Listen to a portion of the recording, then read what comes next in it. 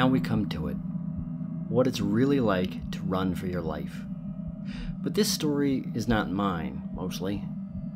After all, conveying the experience of tens of thousands fleeing the Paradise Ridge is too much for this video. So we're going to follow the story of this man, Bob Irvine. I am the executive director for California Vocations. We're a nonprofit to support adults with developmental disabilities. I would say we do a good job in ensuring our clients get an inclusive lifestyle to where they're out in the community and not sheltered in the homes. Bob's clients are part of the access and functional needs population. In a way, they are the hardest case when it comes to reacting to a disaster.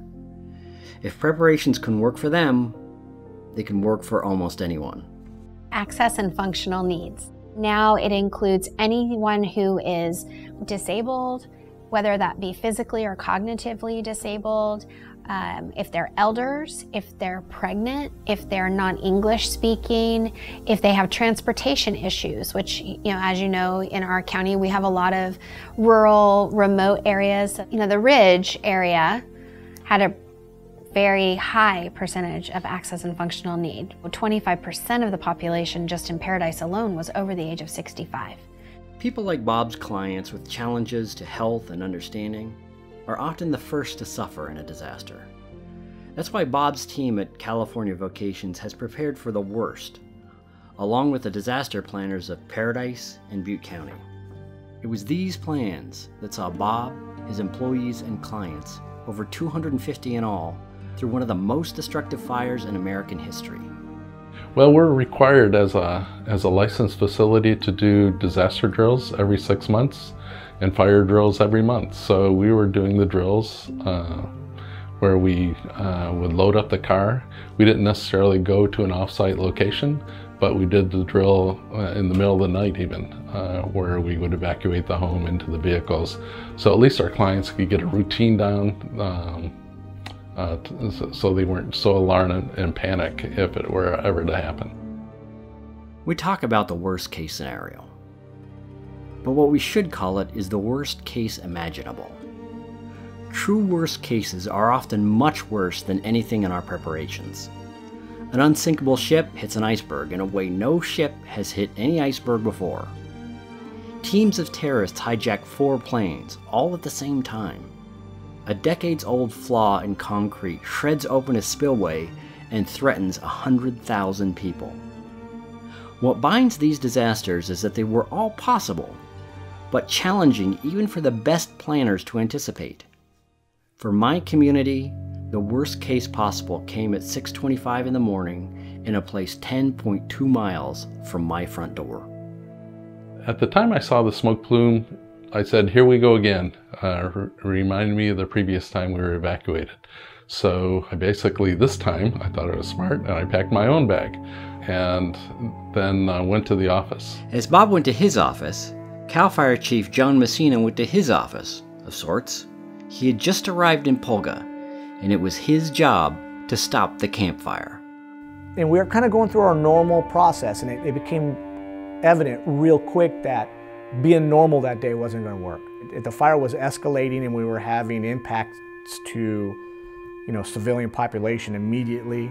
Every decision we made, even though we thought we were hours ahead of it, we were minutes behind it. At this point, many in town and in disaster response still thought it was a normal grass fire. In Southern Paradise, I left my home to take my youngest to high school in Chico.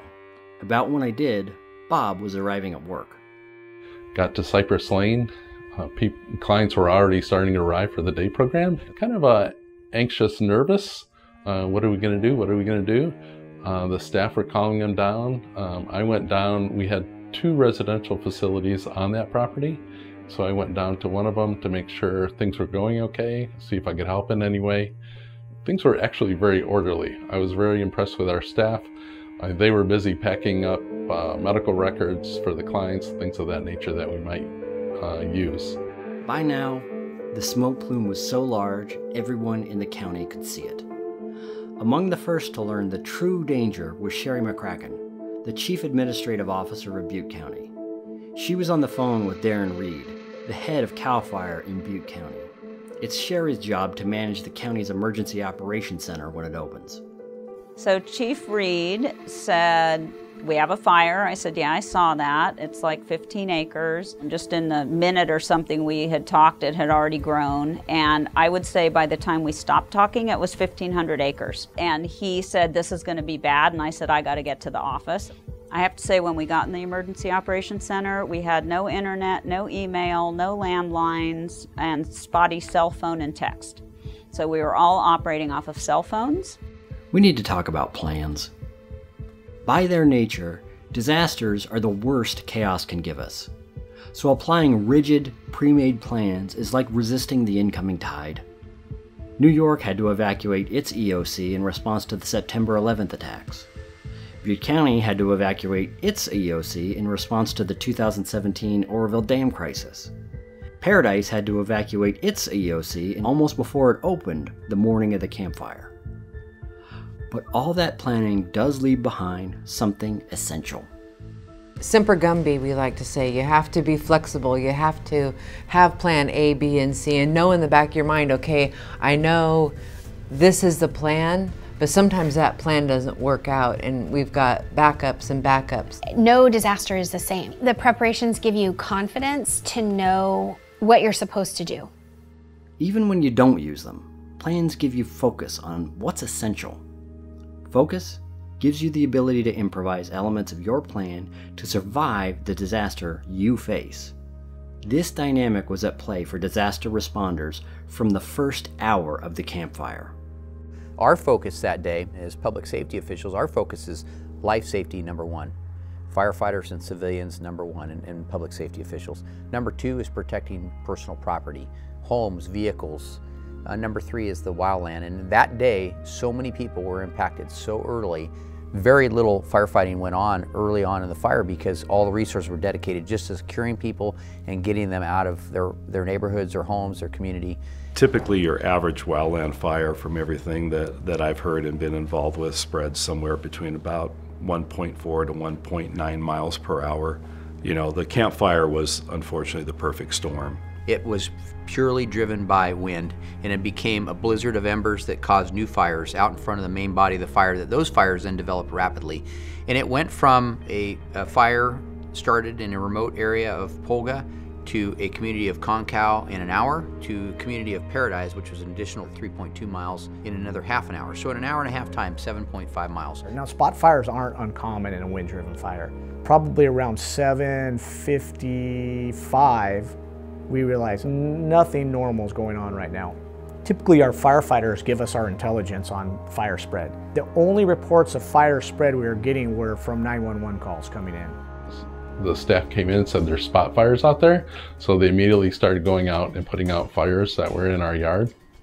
And that created a little bit sense of urgency on people's minds that it might not be the usual evacuation that we did before. So people did not have a chance. I mean, they had to flee immediately. And you never want to evacuate a town with a population density of Paradise coupled with Magalia's population density all at once. That's not the desired outcome. However, Mother Nature dictates to firefighters and to law enforcement when we have to make a decision as to what zones need to be evacuated. And Mother Nature's hand played out rapidly that day. Everywhere, first responders, civilians, and disaster planners were adapting. Evacuation orders went out to every zone in Paradise, Concow, and Magalia. Soon, 52,000 people were fleeing the ridge. But the fire was moving so fast, the plan to use contraflow, one-way traffic out of town, had not yet been executed. Where the Skyway entered Paradise, Sheriff Honey was working to change that. There is a desire in those situations to get a bunch of resources in place before you ultimately initiate contraflow. You want to have signage in place, you want to have people at intersections capable of controlling the intersections that are going to be impacted by the contraflow, and ideally have a law enforcement vehicle initiate the contraflow and lead the caravan, if you will. We were overwhelmed. I went to the area on the Skyway that it splits into two. And I stopped there and basically made the decision that we didn't have time to wait. We needed to get people going down the Skyway in both directions. The other side was already impacted, bumper to bumper. And so at that point, I recognized that there was a risk that if cars were coming up the Skyway on the normal flow of traffic, if I sent other cars down there, that could create a problem. But I just didn't feel at that point we had time to wait for everything. So I radioed my dispatch center and I told them to contact Chico PD and tell the unit who was at the base of the Skyway at Bruce Road that we were going to be sending traffic the wrong way down Skyway to make sure that they didn't send anybody up. Then came the task of actually getting that done, operationalizing that. And so there was a guy standing west of me. He was standing on the side of the road, his truck was parked, he just was looking towards the fire. And I didn't have any other resources at that time, so I yelled for that guy to come over. I said, listen, I need you to help me get these cars directed down the road, and I need to get more resources here, so while I'm doing that, I'm gonna have you help me with that. And he said, okay. Went then to the row of cars that was proceeding down the Skyway the right way and started directing them over to me. And the first car, I basically explained to them that I was sending them down the Skyway and that they were the first car to be going, and that I didn't know if there was any traffic coming up, and that they were going to essentially lead the pack, but they needed to be careful about what they might encounter as they came. At my home in Lower Paradise, I received 2 automated evacuation calls in quick succession. One was an evacuation warning for my zone, 11, and the next was an evacuation order for every zone in Paradise. I didn't know it at the time, but I was one of the lucky few to receive these calls. Because of the messages disaster planners had spread since the 2008 fires, we were ready. While I can't prove it, I think I was the last person to leave town without having to drive through fire. Bob was not so lucky. Probably around 9 o'clock is when you started hearing the explosions. So everybody assumed that they were propane. So folks got in, a house across the street was fully engulfed in flames. It was obvious that the fire was upon us and we had to leave. I was actually the last one to leave 1620 Cypress. I went through all the buildings to make sure nobody was there. Now we come to the part where there's more story than we can tell. I had heard reports of people, trying to get their kids from the Ponderosa Elementary School, people trapped in traffic. I had heard about firefighting and rescue efforts going on at Feather River Hospital, where firefighters were trying to keep the fire knocked down around the hospital while hospital personnel, doctors, nurses, and paramedics were assisting trying to get patients loaded and out of the hospital. In the years to come, you will hear these stories, and hundreds more. But what's essential to take away is another lesson.